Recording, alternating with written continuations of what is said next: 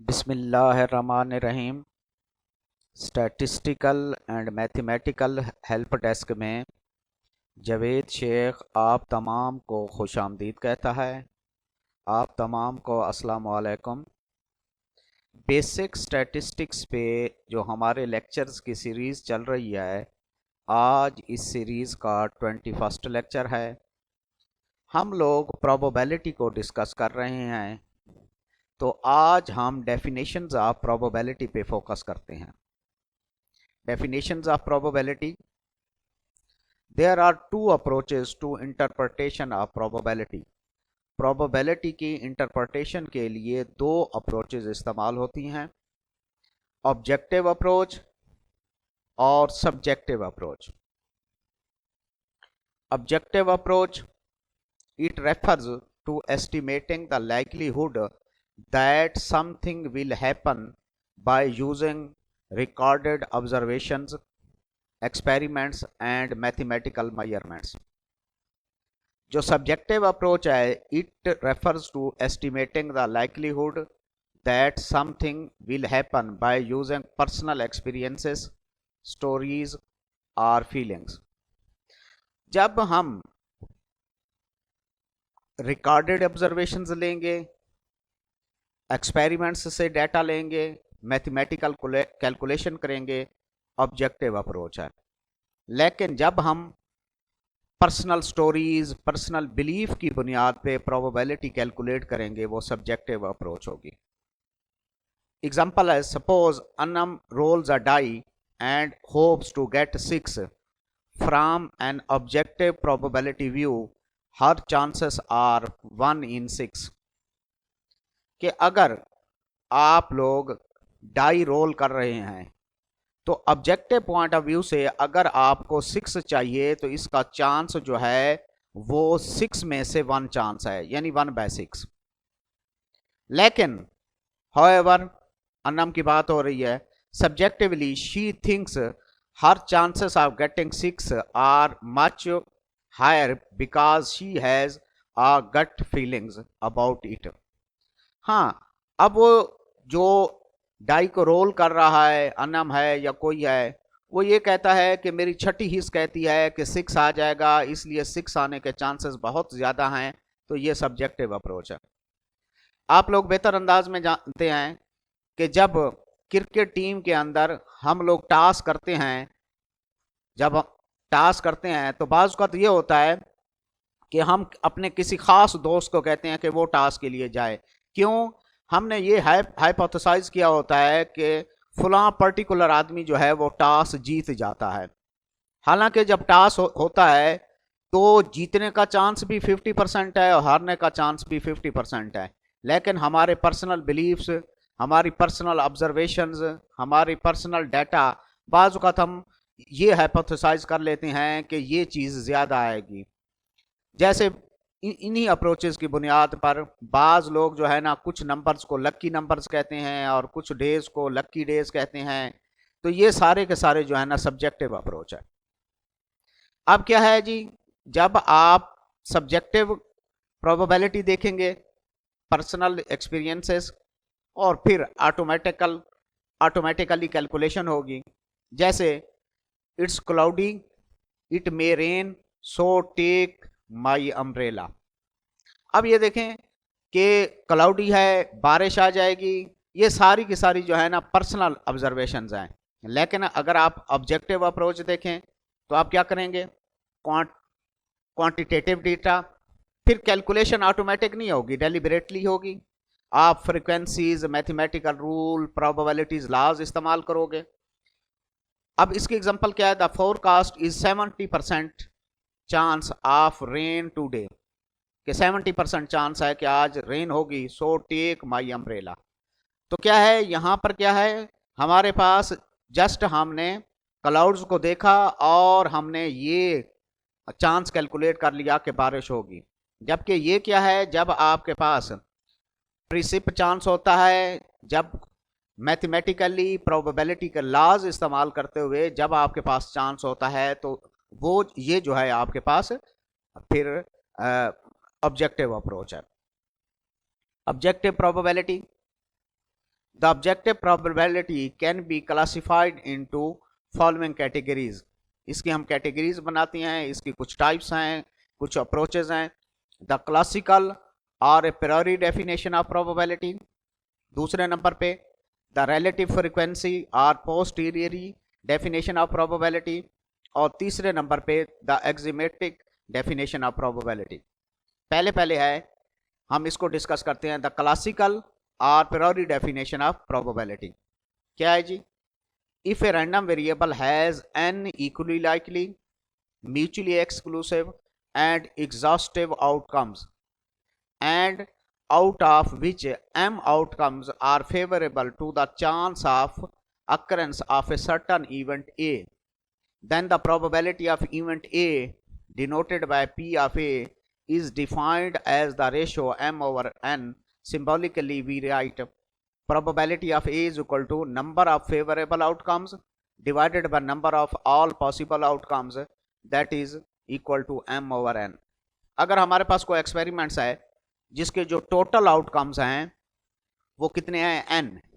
अब वो जो n आउटकम्स हैं उन पे अजम्पशन इंपोज की गई है कि वो इक्वली लाइकली हैं, हर एक का आने का चांस बराबर है, म्यूचुअली एक्सक्लूसिव हैं, उनमें कोई चीज़ कॉमन नहीं है, और एग्जॉस्टिव हैं, जब इकट्ठे करते हैं, तमाम को इकट्ठा करते हैं तो सैंपल स्पेस बन जाती है। तो कोई इवेंट ए है, कोई जिसके हक में m है, तो फिर प्रोबेबिलिटी किसके इक्वल होगी? m over n। एग्जाम्पल से एलेबोरेट करता हूं। A bag contains 6 red and 4 white balls. A ball is drawn at random from the bag. What is the probability that ball drawn is red, the ball drawn is white? अब आप इसका solution देखें। Let A be the event that the ball drawn is red. A हमारे पास एक ऐसा event है जो कि रेड बॉल्स को शो करता है, तो probability of A number of favorable outcomes divided by number of all possible outcomes। तो रेड को फेवर जो मिल रही है वो है 6 डिवाइडेड बाय टोटल, तो 6 + 4 10, 6 over 10.6। अब दूसरा देखें। Let B be the event that the ball drawn is white, कि बॉल जो आपने ड्रा की है वो व्हाइट है, तो probability of B number of favourable outcomes divided by number of all possible outcomes. तो जो व्हाइट को फेवर मिल रही है वो है 4 टोटल, 6 + 4 10, 4 over 10.4। उसके बाद जो दूसरे नंबर पे अप्रोच है, द रिलेटिव फ्रीक्वेंसी और posteriori definition of probability. If a random experiment is repeated a large number of say n times under identical conditions, and if an event A is observed to occur m times, then the probability of the event A is defined as the limit of the relative frequency m over n as n tends to infinity। तो आप क्या करते हैं, जो आपके पास relative frequency है m over n, जो रेशियो है, अगर आप large number of time, symbolically we write, ये देखें प्रोबेबिलिटी ऑफ ए आपके पास कोई इवेंट, प्रोबेबिलिटी ऑफ ए उसकी प्रोबेबिलिटी, तो वो किसके इक्वल है? जो रिलेटिव फ्रीक्वेंसी है, रिलेटिव फ्रीक्वेंसी को लेंगे कब? जब आपका n ट्रायल्स जो हैं अप टू इंफिनिटी हो, is equal to limit n tends to infinity m over n। The definition assumes that as n increases indefinitely, the ratio m over n tends to become stable at the numerical value p of a, कि जैसे जैसे n जो है वो बढ़ता जाएगा तो जो आपकी न्यूमेरिकल क्वांटिटी होगी वो स्टेबल होती जाएगी, और जब वो स्टेबल हो जाएगी तो वो उसकी प्रोबेबिलिटी होगी। The results of a few experiments are as. अब आप देखें कि कुछ स्टैटिशियंस ने ये एक्सपेरिमेंट्स किए थे। आपके पास एक्सपेरिमेंटर था बफन। उसने क्या किया? Number of times coin tossed, उसने सिक्का टॉस किया, कितना? 4040 time. Number of times head appear, तो उसका हेड कितनी दफा आया? 2048 टाइम्स। तो रेशियो m over n, तो m over n ये m 2048 डिवाइडेड बाय 4040, तो ये रिजल्ट आपके पास आया 0.5069, ये रिलेटिव फ्रीक्वेंसी। अब कार्ल पेरिसन ने पहला जो एक्सपेरिमेंट किया था, उसने 12,000 टाइम्स कॉइन को टॉस किया और उसको 6,019 टाइम्स जो है हेड मिला। तो अब क्या हुआ, जो आपके पास रिलेटिव फ्रीक्वेंसी है m/n है, वो हो गया 6,019 डिवाइडेड बाय 12,000, 0.5016। फिर कार्ल पेरिसन ने दोबारा एक्सपेरिमेंट किया, कितनी दफ़ा, 24 टाइम्स उसने कॉइन को टॉस किया, तो उसको 12,012 टाइम्स हेड मिला। तो फिर आपके पास जो रिलेटिव फ्रीक्वेंसी होगी 12,012 divided by 2400, 0.5005।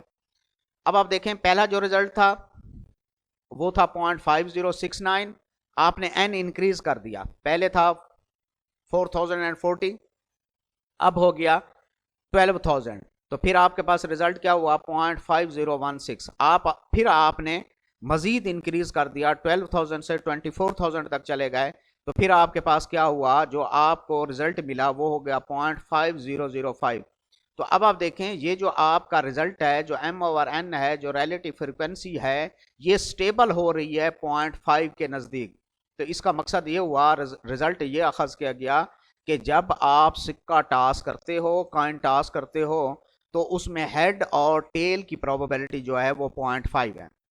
It is clear that the ratio is getting closer to 0.5 as n is becoming large. उसके बाद लास्ट में the axiomatic definition of probability. This approach is based on a set of axioms. Let S be a sample space with the sample points a1, a2, a3 up to an. To each sample point ai, ये ai, a1, a2, a3, an, ये सारे ai हैं. It is assigned a real number, probability of ai, and is called the probability of ai that must satisfy the following axioms.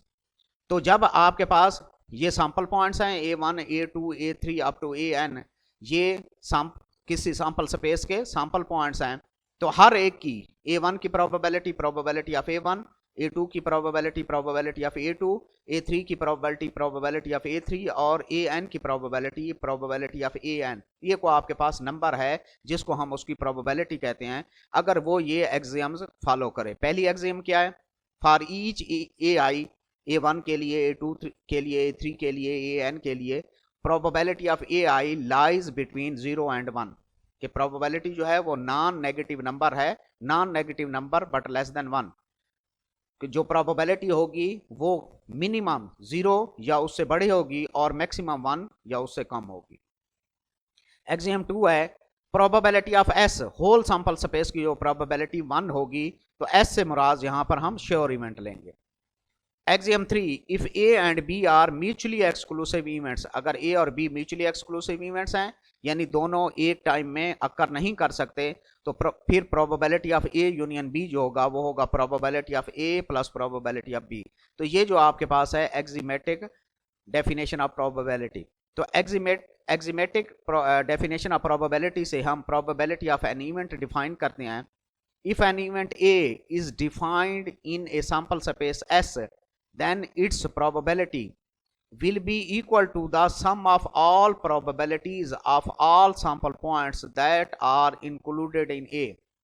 तो अगर A के अंदर कुछ sample points, आपके पास sample space S है, उससे आपने एक इवेंट A डिफाइन किया है, कोई इवेंट A है, तो A के अंदर जितने सैंपल पॉइंट्स आ रहे हैं उन तमाम सैंपल पॉइंट्स की प्रोबेबिलिटीज को ऐड कर दें, तो फिर वो किसकी प्रोबेबिलिटी हो जाएगी, ए की प्रोबेबिलिटी होगी। यानी probability of A is equal to sum of all sample points in A में जितने भी सैंपल पॉइंट्स आ रहे हैं उनका सम कर लें, probability of A is equal to summation I is equal to 1 to n probability of A I.